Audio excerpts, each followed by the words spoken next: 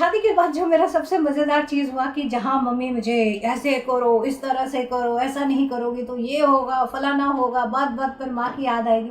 मेरी सास बिल्कुल डिफरेंट, एकदम बिंदास, जो मन में आता है करो, जो तुम्हें ठीक लगता है वो करो।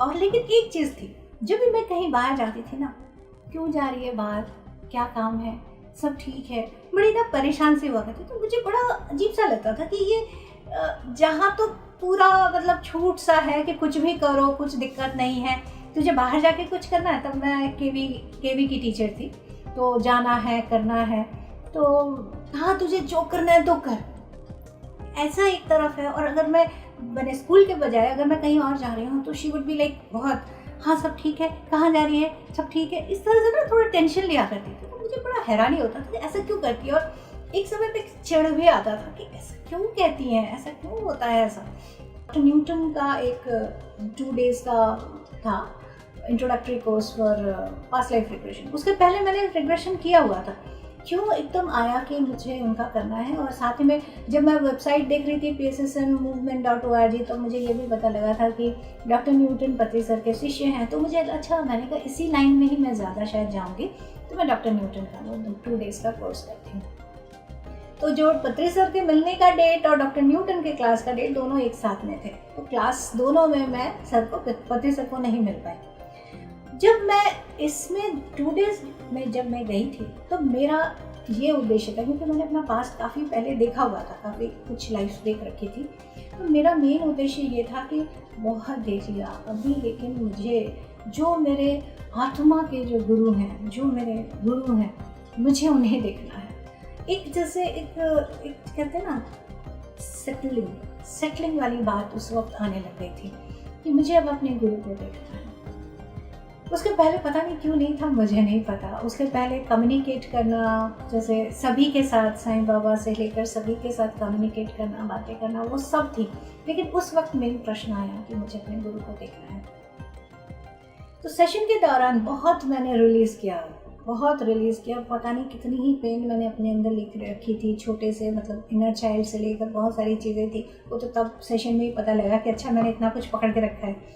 वो सब रिलीज़ किया और तब मैंने देखा एक बहुत ही ख़तरनाक से लाइफ के जीने के बाद जब मेरी डेथ हो रही है और मेरी आत्मा से जा रही है, बिल्कुल देखा कि कैसे एक आत्मा शूट अप करती है, जा रही है। और डिफरेंट जैसे जिनसे मैं बातें कर रही थी, उन सबको मैं देखते जा रही हूँ। साईं बाबा को देख रही हूँ, मेरी माँ को देख रही हूँ कि मेरी माँ भी she was also my guide, उनको भी देख रही हूँ। और इस तरह से मैं जा रही हूँ, तो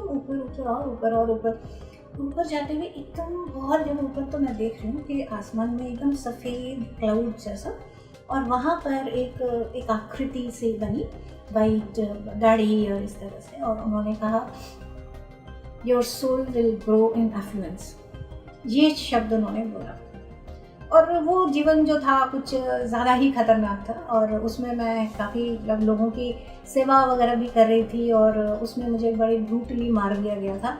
और उसी लाइफ में ही देखने के बाद मुझे पता लगा कि उस लाइफ में जो ये मेरी मदर इन लॉ थी, वो मेरी मदर इन लॉ उस लाइफ की भी थी, और मैं क्या थी कि उस एक छोटा सा ट्राइबल एरिया कह सकते हो वैसा था। और वहाँ पे जो औरतें थी वो ज़्यादा एम्पावर्ड नहीं थी, तो और घर के जो लोग होते थे, वो जो मर्द, और वो बहुत उनको दबाना ये सब करते थे।